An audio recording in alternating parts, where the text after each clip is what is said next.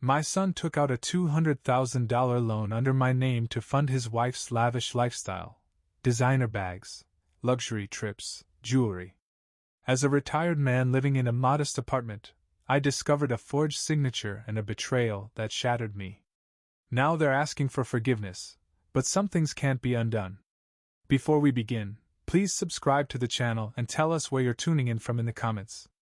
The number glared at me from the bank statement: $200,000. A loan I had never even heard of. I adjusted my reading glasses, hoping the soft morning light filtering through my kitchen window was somehow distorting the numbers. But no, it was real. The envelope, still torn open beside my coffee cup, bore the unmistakable letterhead of First National Bank. Everything looked official: my name, my address, even what appeared to be my signature. But I hadn't applied for any loan. I hadn't signed a thing.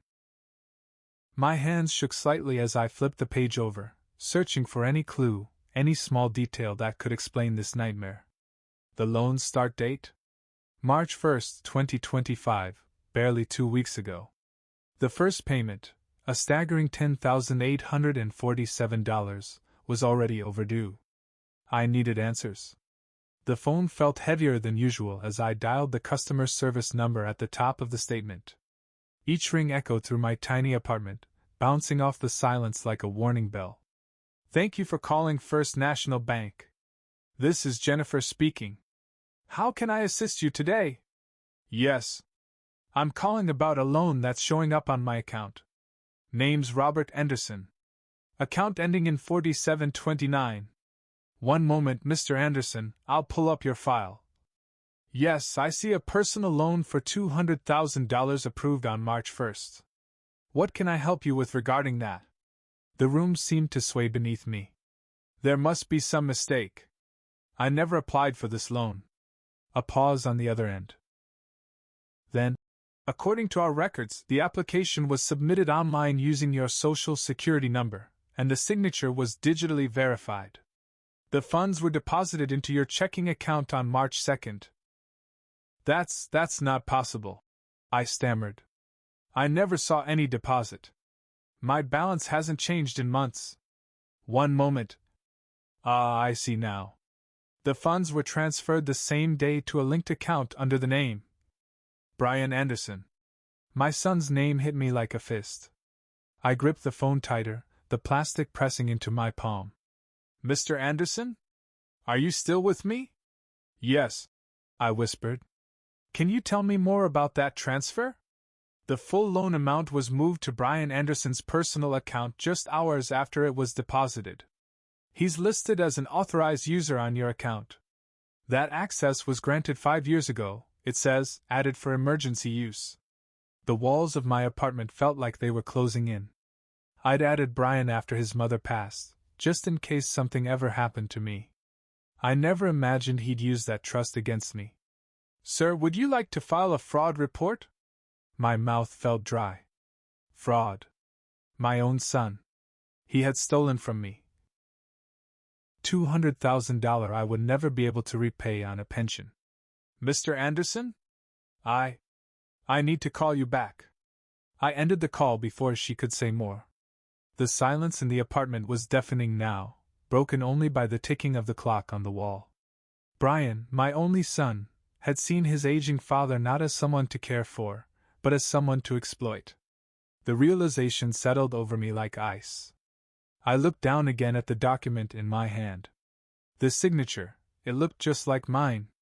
He'd practiced it. Carefully. Quietly. While I worried about stretching every dollar, he'd been plotting to wipe out the little I had left. The rage started small, a flicker, but grew into something that shook me. 37 years of raising him, paying for college, bailing him out time after time. And this was my reward. I stood, legs unsteady, and walked to the window. Spoke and looked unchanged outside, still streets, modest homes, the quiet rhythm of an ordinary city. But my world had cracked open. The 27-minute drive to Brian's house felt endless. Every stoplight gave me more time to rehearse what I would say, to prepare for the moment I'd look my son in the eye. My old Honda creaked up the hill near Manitou Park, his neighborhood, filled with homes I could never afford. His house stood grand behind a pristine lawn and perfectly trimmed hedges. The circular driveway held a sleek BMW and a Mercedes SUV, both worth more than I earned in a year. I parked on the street and walked slowly up the stone path, the folded loan document stiff in my jacket pocket. The doorbell played some elaborate chime that echoed through the house. "Dad?" Brian answered, confused. "What are you doing here? You should have called first. We need to talk." I stepped inside without waiting to be asked. The moment my shoes touched the rich hardwood floors, I realized just how far removed Brian's life was from struggle. The living room stretched out like a page from a luxury home catalog, floor-to-ceiling windows, sleek leather furniture, and artwork that looked more like investments than decoration. This wasn't the home of someone scraping by. Brian closed the door behind me slowly, already looking uneasy. "Is something wrong? You seem off." "I got an interesting piece of mail this morning," I said, pulling the folded bank statement from my jacket. His eyes locked onto the letterhead immediately. "Care to explain this?" His face lost all color. "Dad, I don't know what that is. $200,000, Brian. A loan I never applied for. And a signature that looks eerily like mine." I held the paper up closer to his face. "The bank confirmed it. The money was sent straight into your account within hours." There's got to be some mix-up," he stammered. "Banks mess things up all the time. You know how that goes." What he didn't know, or forgot, was that I spent 37 years working in banking. I dealt with fraud reports, signature disputes, wire transfers, and forged documents more times than I could count. And the way he kept glancing nervously toward the stairs, the sweat forming on his brow despite the cool blast of air from the vents. It all told me what I needed to know. "Stop lying to me." My voice was sharper than I meant it to be, but I didn't back down. "I spoke with customer support. You're listed as having access to my account, for emergencies, they said. You forged my name and stole $200,000. The silence between us stretched, long and heavy. Eventually his shoulders dropped, as if the weight of being caught was finally settling in. "Dad, please. You have to understand. Emily expects a certain standard. She's used to a lifestyle I can't maintain on my own. I thought you'd want to help. You've always said family comes first." "Help?" I echoed, my voice barely a breath. "This isn't helping. This is theft. Fraud. You've jeopardized your father's entire financial future. But you're not even using that credit. You live like it doesn't matter. And Emily, she needs things, Dad. She has expectations. What's going on down here?" Emily's voice floated down from the stairs, followed by her appearance. Perfect makeup, a flawless ponytail, gym clothes with brand names I couldn't pronounce, and jewelry that sparkled under the morning sun. She descended slowly, as if she were stepping onto a stage. "Oh, Robert," she said with a forced smile. "What a surprise." "Emily." I nodded, cold and formal. "Brian and I were just talking about a loan he took out under my name." She slid her arm through his as she reached the bottom of the staircase, taking a position beside him like they were co-defendants. "Oh, Robert, you're blowing this out of proportion," she said, waving a manicured hand. "It's just money. And let's be honest, you're not going to need it much longer." The words struck like a slap. I looked at this woman who had just casually brushed off the rest of my life as irrelevant, as if I were nothing but a hindrance to her lifestyle. Brian said nothing. Not a word of disagreement.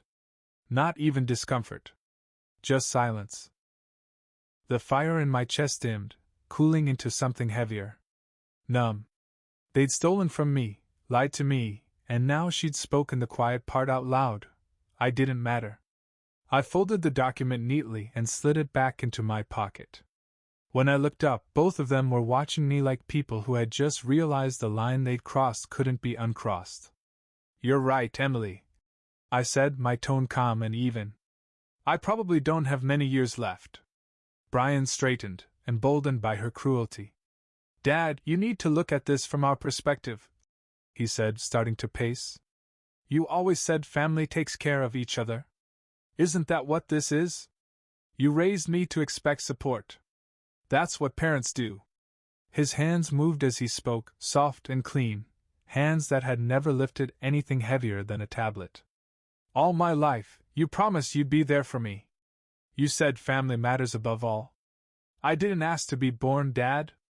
You brought me into this world. That means you take care of your responsibilities.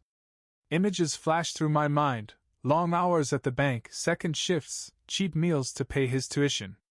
Sacrifices I never mentioned. Also, he could build a life. Brian's absolutely right, Emily added, stepping closer to him and wrapping an arm around his waist, presenting a united front. Parents support their children. That's just how life works. How life works. I thought about the $15,000 I had scraped together for their wedding, my retirement fund gutted so she could have chandeliers, orchids, and a custom cake. I remembered eating soup for weeks just to balance it all out. Brian nodded eagerly. Exactly. You should be proud, Dad. You're giving us the life we've worked so hard for. How many people your age can say they're still making a difference? The memory of the house down payment came back to me like a slap. $35,000, nearly half of everything I had saved over a lifetime. Brian had called it a short-term loan, though we both understood it would never be repaid. Emily had chosen the zip code, insisted on the gourmet kitchen, demanded the ensuite with marble finishes. You're barely spending, Brian went on, his voice growing more confident. That shoebox apartment, that beat-up old car, what do you even need money for anymore? Emily and I, we have obligations. People expect a certain image. My professional circle requires it. Professional circle? The question surfaced, but I kept it to myself. I let him speak, watching as my son twisted reality into a narrative where theft looked like support and betrayal passed for love. The truth is, Dad, you kind of owe me this. All those years telling me I was destined for more, that I deserved the best life could offer, that you'd always have my back. Well, now's your chance to follow through. Emily's smile cut across the room like glass. And honestly, Robert, she said with cool detachment, at your age, isn't it more meaningful to know you helped your son succeed? You can't take it with you. You can't take it with you. Coupled with her earlier remark about my imminent death, the message was plain. They were already factoring my passing into their financial planning. I thought of the emergency fund I'd protected for decades. The money intended for unexpected surgeries, or a nursing home, or the simple dignity of not becoming a burden. They hadn't just taken money. They'd stolen peace of mind, the fragile sense of security I'd worked my entire life to preserve. This isn't charity, Brian said now, trying to sound noble. This is you being the father you always claimed you wanted to be. The one who puts family above everything else. The manipulation was masterful. Flawless. If it hadn't been so personal, I might have admired the execution. They'd taken my own values and turned them against me, weaponized my love into consent. Brian stopped pacing and turned to face me directly. So, what's the decision, Dad? Are you going to support your family, or cling to money you'll never spend? Emily's smile widened, sharp and triumphant. I'm sure Robert will do the right thing. Won't you, Robert? I looked at the two of them, my son and his wife, standing proud in a house financed with my ruined credit, furnished with funds siphoned from my savings, wearing clothes bought on fraud and deception. A cold certainty settled in my chest, as final and still as the onset of winter. Monday morning arrived with 3 letters from First National Bank, each stamped with increasingly aggressive urgency. I sat at my small kitchen table, reading glasses perched on my nose, coffee going cold beside me, and spread the documents out like war plans. Default notice. Intent to accelerate. Foreclosure warning. The weekend had passed in silence. I'd spent it replaying Brian's words, Emily's smug smile, and the ease with which they dismissed the value of my remaining years. But I'd also spent it thinking like a banker. 40 years in the industry hadn't left me. Now the bank was making its move, right on schedule. Failure to cure default within 30 calendar days will result in full balance acceleration and commencement of foreclosure proceedings. The phrasing was familiar, almost soothing in its legal clarity. I'd written dozens of letters like it in my career. A $847.33 monthly payment on a fixed income of $1,200. The math was merciless. At 9:30 sharp, I walked 6 blocks to First National, my old workplace, where they'd once given me a retirement cake and a gold pen. The marble floors still echoed, though the building felt smaller than I remembered. Mr. Anderson. The branch manager's office hadn't changed much. Margaret Wells had only been in the position a couple of years, but her voice had the polished tone of someone delivering unpleasant news with practiced sympathy. "I'm sorry it's under these circumstances," she said. Professional concern wrapped in company policy. I recognized the mask instantly. "Margaret, I need the straight version. I've been in banking for 4 decades, don't sugarcoat it." I slid the letters across her desk. "What am I dealing with?" She reviewed the file, her expression neutral but not unkind. "The loan was properly processed. Your name is listed as a co-signer. The borrower, your son, has made no payments and hasn't responded to our outreach attempts. And my liability? Full. As co-signer, you're responsible for the entire amount, regardless of his actions." There was a flicker of real empathy in her eyes. "I understand this is especially painful given the family dynamic." Family dynamic. What a tidy way to say betrayal.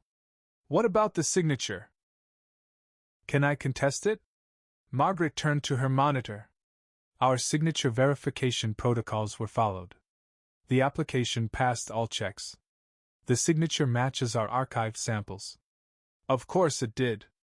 Brian had years of practice mimicking my handwriting on smaller things. By the time he got to this fraud, he'd mastered the technique. "So my options are? Pay the balance or allow foreclosure," she said gently. "You could sue the primary borrower, but that wouldn't change your obligation to us." "Sue my own son?" The irony sank in like a stone. I walked the long way home, cutting through Riverfront Park. The Spoken River ran east, unconcerned with human drama, gliding past rocks and bridges with a kind of ancient patience. By the time I reached my apartment, I knew what I had to do. I picked up the phone and dialed Brian's house. Emily answered on the 3rd ring. "Oh, Robert." Her voice could have frozen glass. "Brian's unavailable. Emily, the bank is starting foreclosure. I need to speak with him." A pause. Then the sound of the phone clattering against something hard. Several minutes passed before Brian's voice came on. "Dad, we've already talked about this. You need to deal with it. It's your problem now." "Brian," I said, my voice low and deliberate, "listen to me very carefully. If you don't start making payments, I'm going to lose my home. I'll end up on the street." "Well, maybe you should have thought of that before making such a big deal about family helping each other." The line clicked dead. I stayed seated, unmoving, staring at the loan papers scattered across my coffee table. Conventional routes were exhausted. The bank would follow its playbook. Brian would keep avoiding responsibility. Emily would continue spending stolen funds on high-end clothes and luxury vehicles. But I had something they hadn't counted on: 4 decades of inside knowledge. A lifetime of understanding how banks truly operate. Not just systems and protocols, but people. The phone rang. Margaret Wells from the bank. "Mr. Anderson, I wanted to inform you we've set a meeting with our legal team for next week. I thought you should be aware." "Thank you, Margaret.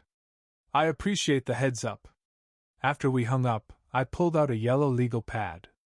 I didn't write down anything about payment options or legal maneuvers. I knew those were dead ends now. Instead, I began listing everything I knew about my son. His habits. His wife's spending. Their finances. Their weaknesses. By Wednesday morning, I was back at the kitchen table, sipping coffee and flipping through my old leather address book, the one worn soft from 40 years of networking and business lunches. The legal pad from Monday was now full: names, contact numbers, and hand-drawn links connecting the people who might help me uncover exactly what Brian had done. Elizabeth Dunn answered after 2 rings. "Robert Anderson! What a nice surprise!" Her voice was warm, familiar, someone who'd shared countless boardroom briefings and holiday office parties. "How's retired life treating you?" "Actually, Elizabeth, I need a professional favor. Could we grab coffee this morning? I've got a few questions about loan applications."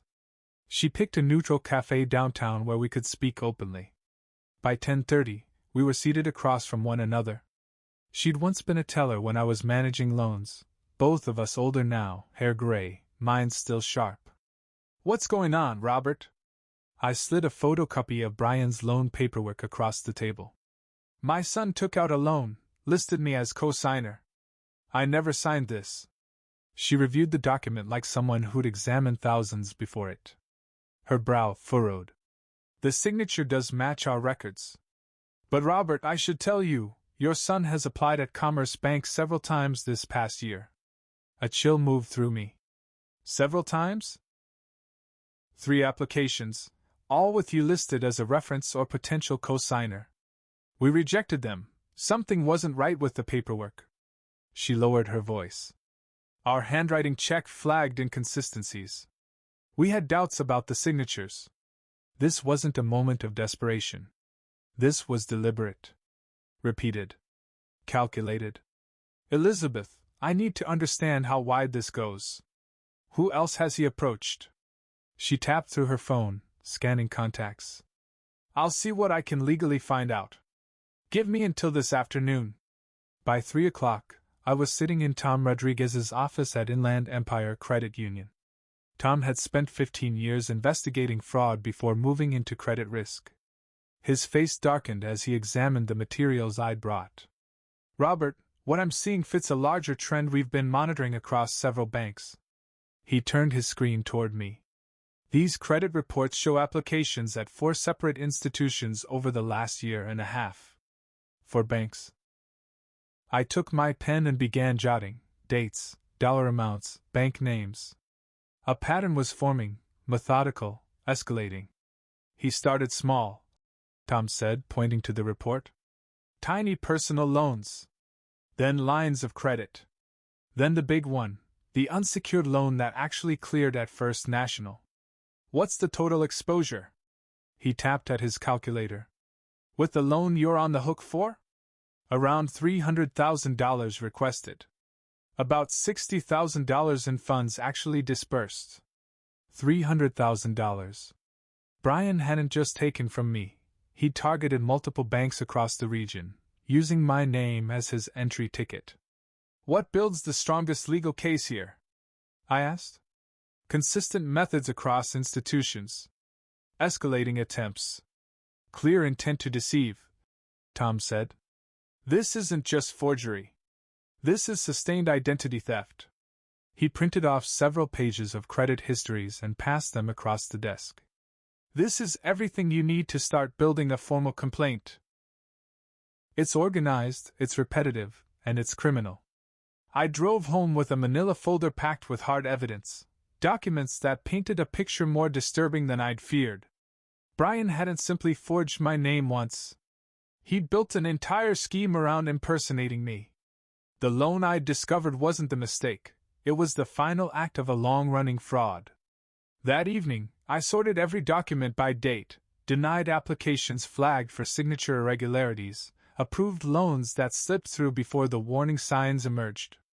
The pattern had been building for months, each step more audacious than the last, until it culminated in the $200,000 con pulled off at the institution where I once worked. But as I combed through the credit reports again, something didn't sit right. A name kept popping up, Marcus Webb, listed as a co-applicant on several of the loans. I didn't know him, and the listed address meant nothing to me. But the handwriting? It looked uncannily like Emily's. My phone rang. Elizabeth Dunn. Robert, I made those calls. There's something you should know about your daughter-in-law. Emily Anderson has been frequenting quite a few banks around the city, and she's not going alone. Always with someone named Marcus Webb. I grabbed my pen and turned to a fresh page in my yellow legal pad. By 11 a.m. Friday, I was parked a few blocks from Brian's house with a thermos full of coffee and my old digital camera. Margaret's earlier tip had been precise. Emily had visited multiple banks, often accompanied by this Marcus Webb. The same man whose name appeared on those suspicious loan applications. The one whose signature bore a striking resemblance to Emily's. Thursday night had been spent meticulously planning. Surveillance wasn't new to me. I'd conducted countless investigations in the financial sector. This one just happened to involve my own family. At 11:47, Emily stepped out of the house and climbed into the Mercedes, the same car bought with stolen funds, and drove toward the high-end shopping district near Riverfront Park. Her first stop, Nordstrom. I observed from the food court, camera in hand, as she lingered in the men's jewelry section. She wasn't browsing, she was selecting. The sales associate clearly recognized her and brought out premium models from the back. She settled on a Tag Heuer. Through the lens, I caught the price, $2,147. Nearly double what I live on each month. All of it spent without hesitation, for someone who definitely wasn't her husband. Brian still wore a plastic digital watch he'd had for over a decade. I documented every detail, Emily handing over her credit card, the associate bagging the purchase, the gift stashed in the back seat of the Mercedes. That money should have gone toward my mortgage. Instead, it was buying luxuries for her affair. At 2:30, she arrived at Japes, a sleek Italian place downtown. I positioned myself across the street, camera aimed through the wide front windows. He was already there. Mid-30s, well put together, charming in the superficial way that likely attracted Emily. When she walked in, he stood and kissed her, not casually, but with unmistakable intimacy. The watch was presented like a trophy. She unboxed it and clasped it on his wrist with the pride of a benefactor. He admired it like it was priceless. My camera caught every moment, their hushed conversation, the way she touched his face, how she leaned into him when he made her laugh. This wasn't a fling. It was a full-blown relationship, and it was entirely funded by money stolen from me. Outside, after their meal, I caught her voice clearly. "This watch costs more than most people make in 2 months." The arrogance in her tone matched what I'd heard before, the same smug detachment from the pain she caused. He smiled. "You're too generous. But I'm definitely not complaining about the lifestyle upgrade." Lifestyle upgrade. My retirement savings turned into another man's wristwatch. They made their way to the bar at the Davenport Hotel. I followed, settling in the lobby with a newspaper for cover, close enough to watch, far enough to remain unseen. Emily raised a champagne flute, $40 a glass, and said with a smirk, "My husband's family will never know where the money really goes." Then came the clincher. "Here's to financial freedom, and the gullible men who make it possible." Marcus, it had to be Marcus Webb, clinked his glass to hers. I took one final shot. Emily's wedding ring glittered on her finger as she stroked his cheek. On the drive home, I mentally catalogued the evidence: fraud across multiple institutions, identity theft going back a year and a half, and now the piece de resistance, the stolen money used to bankroll an extramarital affair.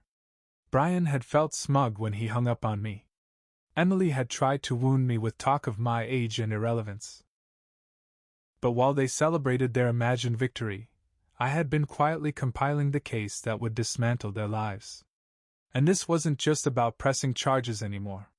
It was personal.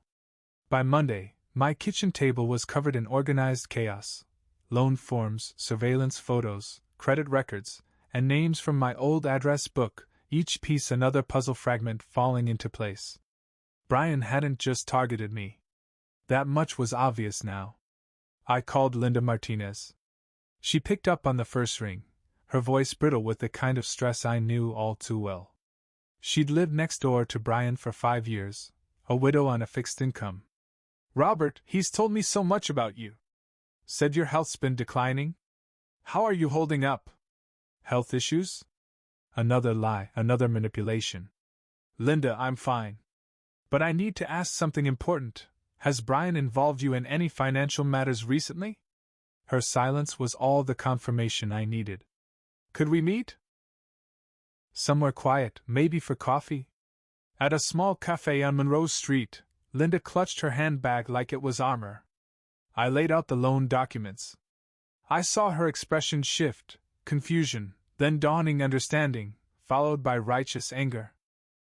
He told me you were sick. Said you were too proud to ask for help. That if I co-signed on a car loan, the money would cover your medical bills. How much did he borrow? $18,000. The car was repossessed last month, and now they're saying I'm responsible for the whole amount. Her voice trembled. I trusted him. Because he was your son. We compared stories for over an hour. Every detail echoed what I'd already uncovered, the same lies, the same guilt tactics, the same betrayal. Linda gave me the names of 3 more people Brian had manipulated. By Tuesday afternoon, I was seated at the polished oak table in Patricia Stone's law office. A seasoned fraud prosecutor who'd once worked for the district attorney, she now specialized in cases like mine. The table was buried in paperwork, evidence from 5 victims, and more incoming. Mr. Anderson, she said, flipping through the photos, reports, and affidavits. In 20 years of dealing with financial crime, I've rarely seen a case this airtight. She paused on the photos of Emily and Marcus, the shopping, the restaurant, the hotel bar. Your experience in banking is evident in how thoroughly this has been documented. What are our options? I asked. Given the evidence, criminal fraud charges are nearly inevitable, Patricia said, but I'm more focused on the potential for civil recovery. She grabbed her calculator and began tapping through numbers. If we can prove a consistent pattern of intentional deception across multiple victims, we can pursue asset seizure, wage garnishment, and full restitution. Asset seizure. Brian's house. Emily's designer jewelry. Marcus's high-end gifts. Everything bought with misappropriated funds could be confiscated and liquidated to repay those they defrauded. The real strength lies in coordination. Patricia continued. One-off cases don't carry much weight, but when you stack them together, they reveal a comprehensive scheme, a deliberate criminal operation. By Wednesday evening, we were gathered in a modest community center room. 7 victims, ranging in age from mid-30s to late 70s, each representing a piece of the web Brian had spun. Tom, a former coworker of mine, had loaned Brian $5,000 for a fabricated crisis. Sarah Williams, now facing eviction after co-signing on his apartment lease. I stood in front of a whiteboard, mapping out dates and dollar amounts the same way I'd once managed corporate banking projects. This isn't just poor money management, I explained, gesturing at the board. This is an orchestrated con spanning 3 years, targeting specific types of individuals, elderly neighbors, family friends, and professional contacts who trusted the Anderson name. Each person recounted their version of the same story: emotional manipulation, manufactured emergencies, and the strategic abuse of trust. Brian hadn't just lied.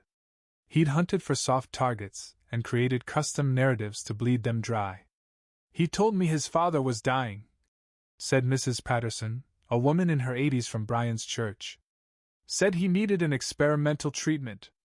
That the family was too proud to ask for help. She'd mortgaged her home. The advantage we have, I told the room, is that Brian and Emily believe they're still operating in the dark. They think they've conned a bunch of disconnected, defeated individuals. What they don't know is that they're up against a coordinated group, armed with hard evidence, and a sharp legal team. Patricia nodded. With the depth of documentation and first-hand testimony we have, this could escalate to federal charges: wire fraud, identity theft, elder exploitation. If we show organized effort, even RICO violations could apply. The mood shifted. What had begun as a room full of wounded, uncertain people was now something else: confident witnesses, backed by a solid legal case and the momentum of truth. So, what's our next move? Tom asked. I looked around the table at the faces of those Brian had misled, people whose lives he'd disrupted, whose savings he'd plundered, whose trust he'd manipulated without shame. At exactly 2 p.m. that Wednesday, my phone rang with a jarring urgency, cutting through the quiet of my apartment like a siren. Brian's voice crackled through the line, taut with panic barely held in check. Dad, we need to talk. Right now. No small talk. No fake concern.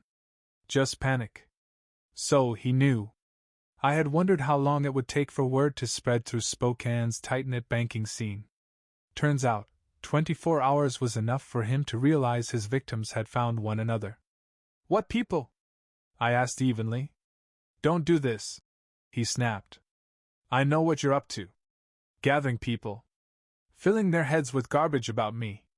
It ends today. There it was. Not a threat stated outright, but the tone made it unmistakable. He thought he could scare me. Thought the same tactics that had shut me down weeks ago, Emily's cruel barbs about my age and health, would work again. He had no idea how badly they'd miscalculated. I'll meet you at Romano's in an hour, I said, keeping my tone steady. Let's talk in person. Romano's was ideal, public enough to keep things civil, quiet enough for serious discussion. The kind of space that would force him to behave under the watchful eyes of others. When I arrived, he was already seated at a corner booth, his seat chosen to allow a full view of the room. A subtle attempt at control. Classic Brian. Maybe a trick picked up from Emily. His clothes and accessories screamed wealth. Designer shirt, high-end watch, both likely paid for with stolen money. But his body language told another story entirely. His jaw clenched tight, fingers fidgeting under the table. You really think you're clever, pulling these people together? He said before I could even sit down. You don't understand what you're dealing with. I placed my briefcase on the floor and studied him carefully. His face, once smug and unreadable, now showed signs of unraveling, tightness around the eyes, forced bravado in his tone, a posture trying too hard to project strength. This was no longer the confident son who'd brushed off my warnings 2 weeks ago. This was a man whose lies were starting to collapse. I'm not rallying anyone, Brian, I said evenly. I'm simply answering questions from people trying to understand where their money went. Answers? His voice rose slightly, before he caught himself, glancing around the restaurant. You mean lies? Stories meant to make me look like some kind of monster. Bank statements aren't fiction. Credit histories don't lie. Handwriting analysis isn't a matter of opinion. His face twitched, surprise, maybe even alarm, at the mention of the handwriting analysis. He hadn't expected I'd dig that deep. He'd underestimated the reach of his father's connections in the finance world. Just as he'd underestimated everything else. And then, as if on cue, Emily swept up to our table like a stage entrance, overly polished, the same artificial warmth I'd seen that day in their living room. Her arrival was too perfectly timed to be accidental. This was planned. Robert, she said smoothly, sliding into the seat beside Brian and slipping her hand around his arm like a well-rehearsed scene partner. I'm so glad we're finally having this conversation. Like a real family. Family. Coming from the woman who'd used my stolen savings to lavish gifts on her lover, the word landed like an insult. I'm sure we can find a way through this. She went on, voice modulated to sound calm, measured, reasonable. It's just money. Families shouldn't be torn apart over money. Emily's right, Dad, Brian said, leaning forward as if sincerity alone could erase years of deceit. We've all made mistakes. Maybe there's a way to fix this. What if we could cut your debt in half? Would that be enough to move on?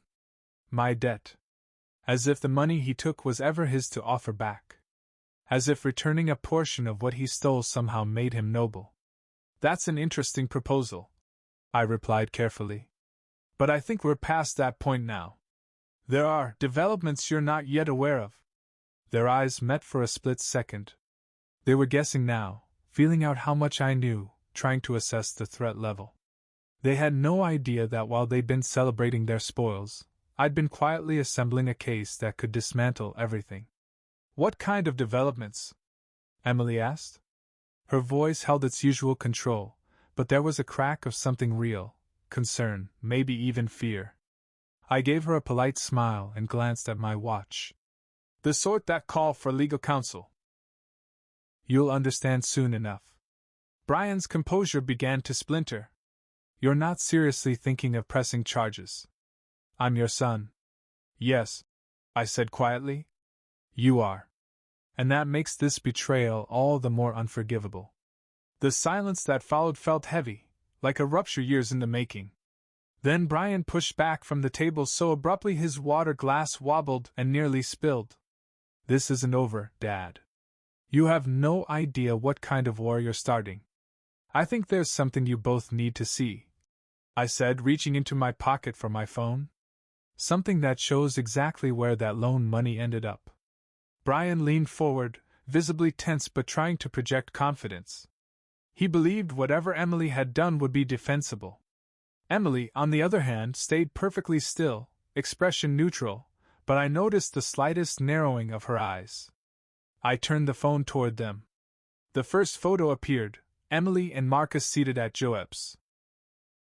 His hand brushed her cheek as she smiled, open, intimate, unmistakably affectionate. Brian's face drained of color. "Emily, what is this? Who is that man?" I swiped to the next image, Emily placing a luxury watch around Marcus's wrist, both of them laughing, relaxed, deeply familiar. Then another, her hands smoothing the front of a custom Italian suit, her wedding band glinting in the restaurant lighting as she touched another man. "This is what your loan paid for, Brian. $2,847 for that watch. $1,500 in tailored suits. Champagne at $40 a glass, while I was preparing for foreclosure." Emily's face froze, but only for a moment. Then her instincts kicked in with machine-like efficiency. "This is ridiculous," she snapped, voice filled with mock disbelief. "These photos are clearly fake. Anyone can Photoshop this kind of thing." Brian stared at the phone, his breathing ragged. "But, Emily, that's your watch. You wear it every day. Honey, please." She softened her tone, resting her hand gently on his arm. "You're being manipulated. Your father's hurting. He's inventing this because he doesn't want to face his own mistakes. I took those photos myself," I said. "Last Friday. Joeb's for lunch. Then the bar at the Davenport Hotel. Your wife used stolen funds to treat her lover while telling you it was all going toward family needs." Emily's eyes sparked with something sharper, cold, controlled fury. "You've been stalking me?" she gasped. "Following me like some disturbed old man?" She turned to Brian, and her voice cracked just enough to sound convincingly devastated. "This is harassment. He's losing his mind." Brian looked from the phone to her, then back again. The certainty he'd brought to this meeting was dissolving right in front of him. His world, built on lies, was finally, irrevocably, starting to fall apart. "Dad, this could be anyone," Brian said, voice shaky. "The pictures aren't even clear enough to prove anything." But the images were crystal clear. Marcus's face, sharp and recognizable. Emily, unmistakable, her features lit with familiarity. The luxury gifts were all in frame, evidence in plain sight. Still, I saw it in Brian's eyes. Clarity doesn't matter when the truth is too painful to bear. "Emily's right," he continued, finding comfort in denial. "You had these doctored or something. This is insane." Emily leaned into the moment, wielding her manipulation like a practiced art. "Robert," she said gently, "I know money's been tight lately, but inventing stories and fabricating proof isn't the answer.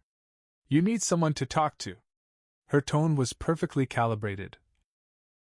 Part concern, part gentle disapproval, all wrapped in the guise of caring. It wasn't just about dismissing the evidence. It was about casting doubt on my state of mind. And it was working. Brian's face reflected the emotional fog she'd pulled him into.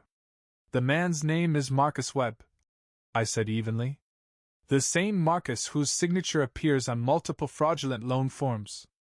Emily has been orchestrating a scheme, financial fraud, and using the money to support her affair. Stop it, Brian said, voice breaking. Please, just stop lying about her. Emily's the only one who's stuck by me. I studied my son, really looked at him, and what I saw extinguished any remaining hope I had for redemption. Brian wasn't confused or misled. Some part of him recognized the truth, could see what was right in front of him. But he was choosing the lie, because accepting reality meant confronting not just her betrayal, but his own moral collapse. Emily caught the shift in my expression and gave a small, cold smile. I think we're done here, she said smoothly. Robert will be praying for you. I slipped my phone into my pocket and rose slowly, looking down at them, my son, who clung to comforting lies, and his wife, who had just proven that deception can outmaneuver even undeniable proof. You're right, Emily, I said quietly. There's nothing left to say. As I walked away, I could already hear her soft voice spinning new lies, recasting me as bitter, unstable, out of touch, rewriting reality before the truth could take root. Thursday, 9 a.m. I sat across from Patricia Stone's desk with 3 thick folders, each one meticulously organized, detailing the breadth of Emily and Brian's fraud. I've never seen anything like this, Patricia said, flipping through the surveillance shots, account ledgers, and written statements. This is enough to charge fraud, identity theft, and exploitation of vulnerable adults. What about recovering the money? I asked. With this kind of documentation, she said, doing quick math on a notepad, we can seize assets, garnish wages, and file for full restitution, including interest and damages. You're looking at potential recovery of around $400,000. More than what was taken, enough to make each victim whole again, and to make a clear statement that actions have consequences. How soon can we file? Criminal charges go in this afternoon. Civil suit by tomorrow morning. With the number of affected parties, this is going to get serious very quickly. Patricia gave a short, satisfied nod. They defrauded the wrong man. By midday, criminal complaints were filed with the Spokane County District Attorney, charges of financial misconduct, identity fraud, and elder abuse. Legal momentum was now unstoppable. Brian would soon learn that courtroom consequences carry more weight than a father's disappointment. But I wasn't done. From there, I drove to Emily's office. She worked at a marketing firm that prized public image and trust. At reception, I handed over a sealed envelope addressed to Human Resources. Please deliver this to her supervisor. It's relevant to her professional standing. Inside were printed photos from the surveillance, and a concise report outlining how she funded her extramarital relationship using stolen funds. Companies tend to respond quickly when criminal ethics breaches land on their desks. Next, I visited the print shop. I'd prepped 27 envelopes, each containing those same photos and a brief explanation. The recipients? Her parents. Her sister. Her college friends. A handful of key people in her social circles. Reputation takes years to build, and minutes to shatter. Emily had treated mine with careless cruelty. This wasn't revenge. This was exposure, documented, indisputable. My final stop was Brian's apartment building. I left an envelope with the manager, addressed to Mrs. Patterson, the elderly church member Brian had duped into co-signing his lease by mortgaging her home. She deserved to know what her trust had enabled. By Friday morning, Emily's carefully constructed world began to implode, piece by piece. Her boss called an emergency meeting regarding serious misconduct. Her parents flooded her phone with increasingly distressed voicemails. Friends quietly removed her from group chats and blocked her online. At 10:30 a.m., my phone rang. It was Brian. Dad, what did you do? His voice trembled. The police came by. They want to question me about the fraud. Emily's been suspended. People are saying horrible things about us. The panic had finally arrived. And the reckoning had only just begun. I've done exactly what any victim of fraud should, pursued justice through the proper legal system. This is madness, Brian said. You're tearing our lives apart, over money. No, Brian, I replied. You destroyed your life when you decided to steal from your father, and from 7 others. All I'm doing is making sure the consequences match the actions. Emily called an hour later, her voice raw with a desperation I hadn't heard before. Robert, please. You have to stop this, she said, nearly sobbing. I'm about to lose my job. My friends won't speak to me. My family thinks I'm some kind of criminal. This is ruining everything I've built.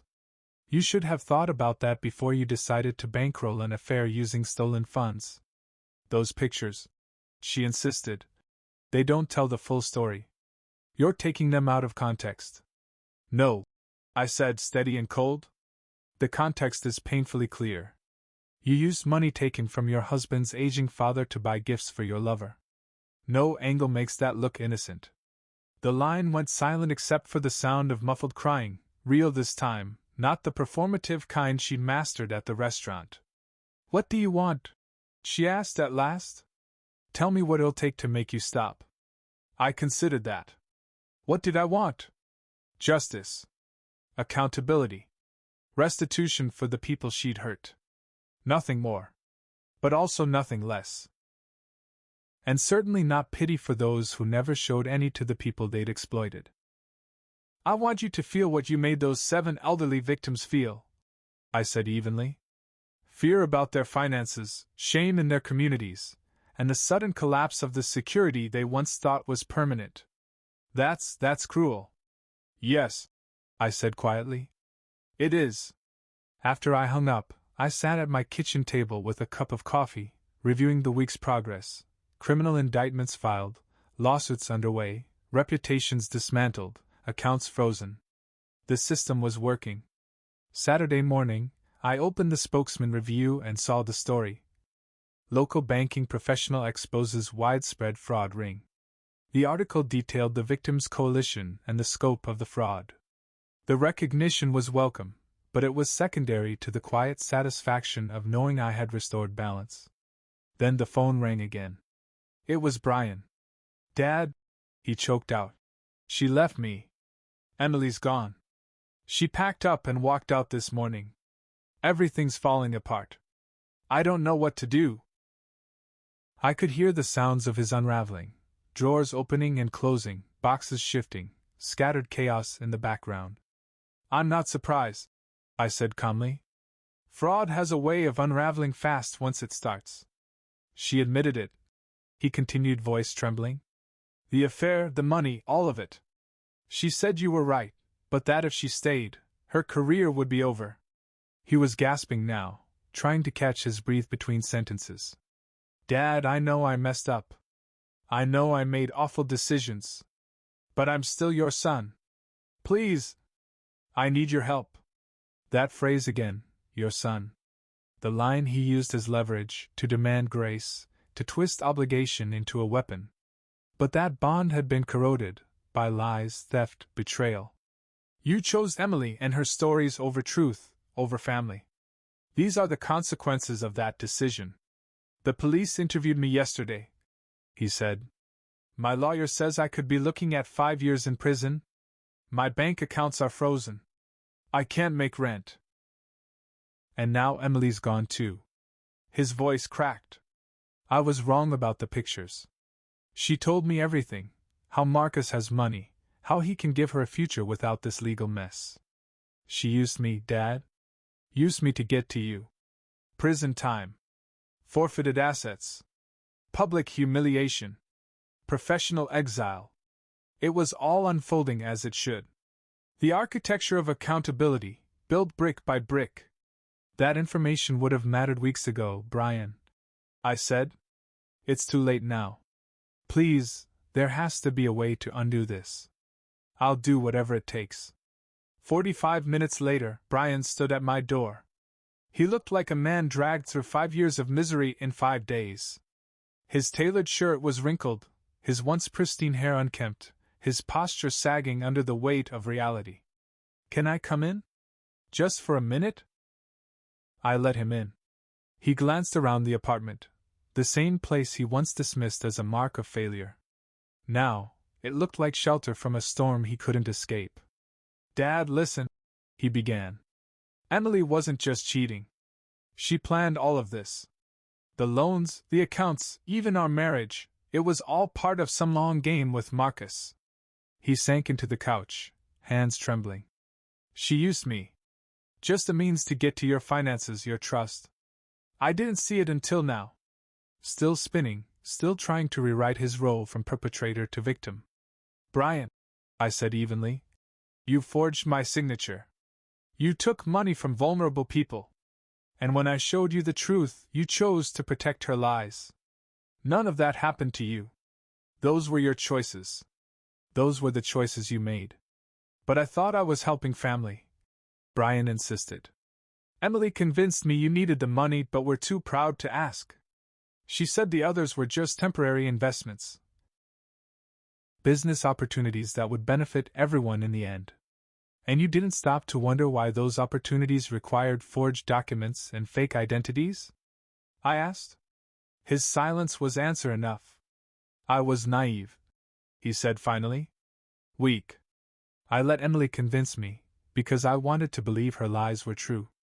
Brian looked up, eyes rimmed with red. But I'm trying to fix it now. I'll testify against her, help the DA, do whatever it takes to make this right. They already have everything they need. I said. Your cooperation won't change the charges against you. Then what can I do? He asked. What would it take for you to forgive me? Forgiveness, as though a few weeks of consequences could erase 3 years of deliberate fraud and betrayal. As if a simple apology could restore the trust he shattered, the safety he stole, the family he dismantled with intentional cruelty. You can own your actions, Brian, I said. You can stop trying to shift the blame or be rescued. You can face the fallout like an adult and accept that your decisions wreck the very things you claim to care about. I walked to the door and opened it. But Dad, this conversation is over, I said. So is the relationship.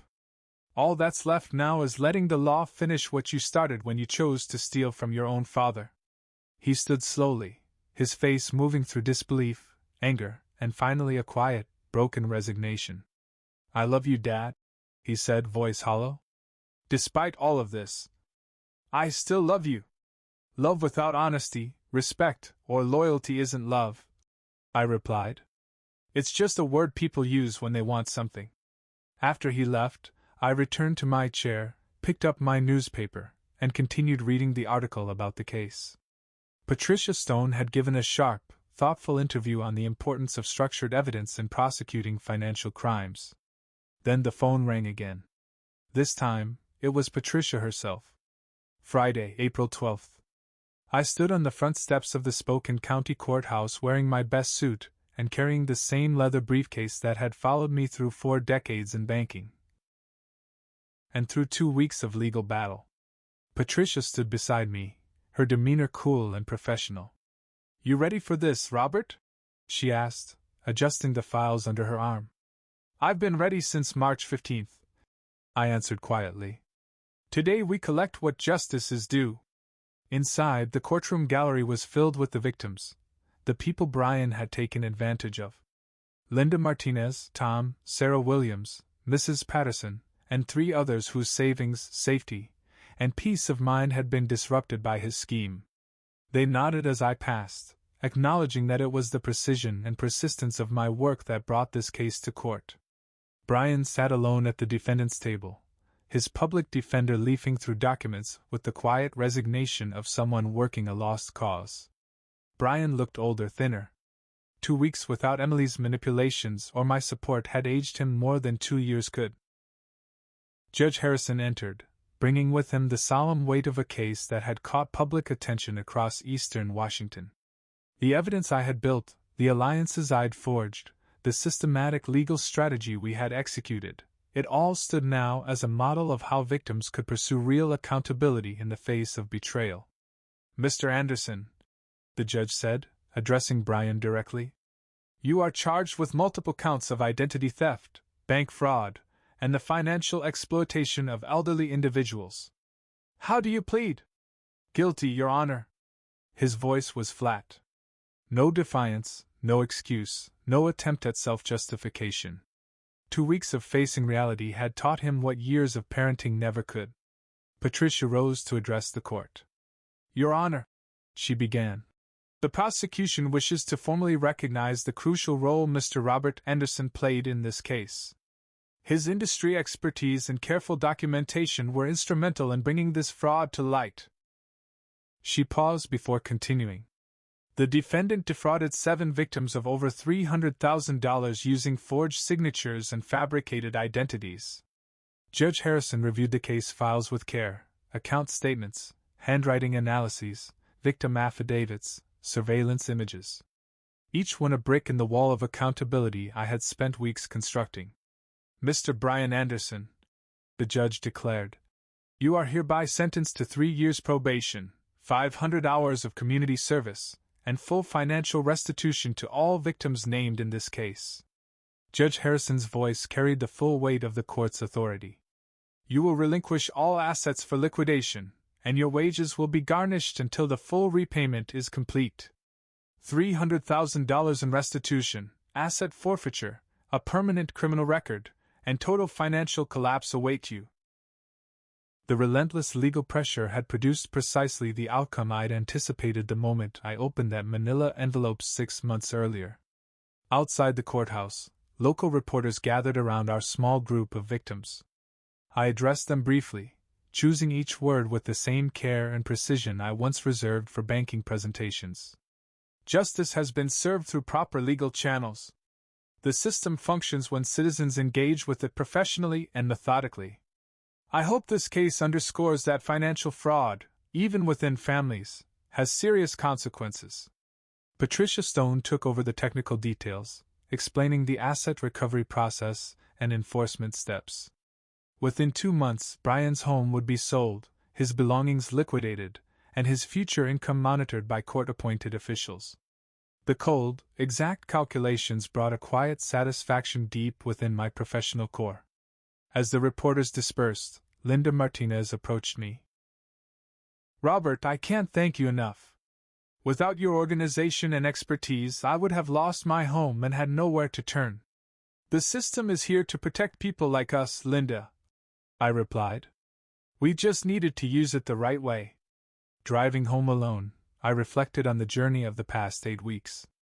I'd entered this ordeal as a betrayed victim, older, financially vulnerable, deceived by the son I raised and supported.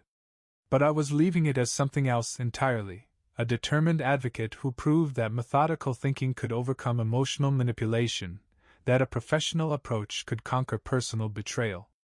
That night's news would lead with our story. Retired banker leads coalition to justice in major fraud case. The headline pleased me, not for personal glory, but because it validated that the banking principles I'd spent my career applying could solve even the most intimate problems when executed with rigor and resolve. Brian faced years of rebuilding his life from scratch, learning to support himself honestly without theft or manipulation. Emily had avoided legal consequences by abandoning him, but she lost her career, social standing, and any claim to respectability. Marcus might provide her financial support, but he could never restore the reputation she destroyed. That evening, back in my modest apartment, I read messages from other fraud victims inspired by our case, seeking advice on organizing their own coalitions. The system had not only delivered justice but had revealed a repeatable blueprint for others to follow. My phone rang one last time. Patricia Stone with updates on asset liquidation and distribution schedules, professional conversations about professional results, achieved through professional means. Trust once broken may never be restored, but justice pursued systematically and with expertise can always be realized. The system had worked exactly as intended. If you enjoyed this story, please like this video, subscribe to the channel, and share your thoughts in the comments below. To hear the next story, click the box on the left. Thank you for watching.